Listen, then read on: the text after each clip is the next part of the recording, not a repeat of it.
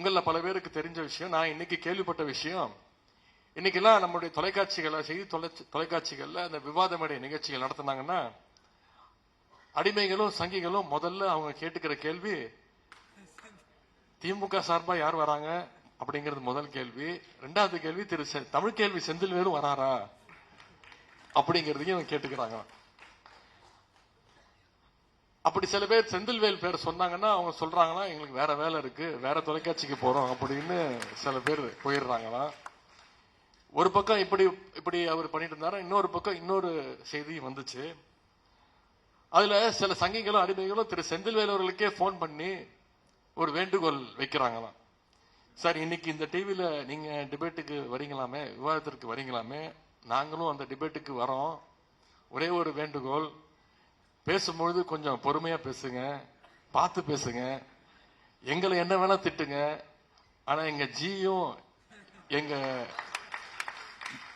நிரந்தர பொதுச் செயலாளரையும் தயவு செய்து ரொம்ப திட்டாதீங்க, அவங்களால தாங்க முடியாது அப்படின்னு அவர்கிட்ட ஓப்பனாகவே வேண்டுகோள் வைக்கிறாங்கன்னு நான் கேள்விப்பட்டு இருக்கேன்.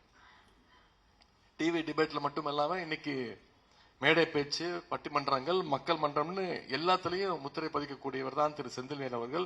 இன்னைக்கு அவர் புத்தகத்தையும் வெளியிட்டிருக்கிறார். அவருக்கு நாம் அனைவரும் சேர்ந்து நம்முடைய பாராட்டுகளையும் வாழ்த்துக்களையும் அன்பையும் நான் தெரிவித்துக் கொள்கின்றேன்.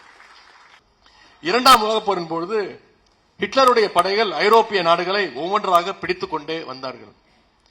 ஹிட்லருடைய படை எப்ப வேணும்னாலும் இங்கிலாந்துக்குள்ள நுழையலாம் அப்படின்னு பயந்தாங்க எல்லாரும். அப்ப இங்கிலாந்துடைய பிரதமராக இருந்த வின்ஸ்டன் சர்ச்சில் அவர்கள் இங்கிலாந்து மக்களுடைய உணர்ச்சியை தட்டி எழுப்புகிற மாதிரி ஒரு உரையை நிகழ்த்தினார். We shall fight on the beaches, we shall never surrender அப்படின்னு அவர் பேசினார். அதாவது பாசிச சக்திகளை எதிர்த்து நாங்கள் கடற்கரையிலும் போராடுவோம், திறந்த வெளியிலும் போராடுவோம், ஊர்களிலும் தெருக்களிலும் போராடுவோம், நிலத்திலும் மலைகளிலும் போராடுவோம், போராடிக்கொண்டே இருப்போம் தவிர ஒருபோதும் நிச்சயமாக சரணடைய மாட்டோம் அப்படின்னு வின்ஸ்டன் சர்ச்சில் அவர்கள் பேசினார். வரலாற்று சிறப்புமிக்க இந்த உரையை இந்த மேடையில நான் திருப்பி சொல்கின்றேன். பாசிஸ்டுகளுக்கு எதிராக நம்முடைய கழக உடன்பிறப்புகள் ஒவ்வொரு ஊரிலும் போராடுவார்கள், ஒவ்வொரு கிராமத்திலும் போராடுவார்கள், ஒவ்வொரு வாக்குச்சாவடியிலும் கழக உடன்பிறப்புகள் போராடுவார்கள். இந்த ஜனநாயக போர்ல நம்முடைய கொள்கைப்படை நிச்சயமாக வென்று காட்டும். தலைவர் அவர்கள் சொன்னது மாதிரி குறைந்தது 200 தொகுதிகள்ல நம்முடைய இந்தியா கூட்டணி, மதச்சார்பற்ற முற்போக்கு கூட்டணி நிச்சயம் வென்று நம்முடைய தலைவர் அவர்கள் தொடர்ந்து 2வது முறையாக ஆட்சி அமைப்பார். அதற்கு நாம் அத்தனை பேரும் இன்றிலிருந்து உழைக்க வேண்டும் நான் கேட்டுக்கொள்கின்றேன். பிரதமர் திரு மோடி அவர்கள் பேசும்போது பேசுறாரு, அவரால் தமிழ் படிக்காம போயிடுச்சே, தமிழ் படிக்க முடியாம போயிடுச்சு அப்படின்னு ரொம்ப ஃபீல் பண்ணி திரு மோடி அவர்கள் பேசியிருக்கிறார். நான் அவர் பார்த்து கேட்கிறேன், ஒரு பக்கம் தமிழ் மேல அக்கறை இருக்கிற மாதிரி நாடகம் போடும் நீங்க, இன்னொரு பக்கம் நம்முடைய பிள்ளைகள் தமிழ் படிக்க கூடாதுன்னு இந்தி சமஸ்கிருதத்தை திணிக்க முயற்சி பண்றீங்களே, இது எந்த விதத்துல நியாயம்? மும்மொழி கொள்கை ஏத்துக்கிட்டாதான் தமிழ்நாட்டுக்கு தர வேண்டிய நிதி பகிர்வு 2500 கோடி ரூபாய் தருவேன்னு சொன்னீங்களே, இது எந்த விதத்துல நியாயம்?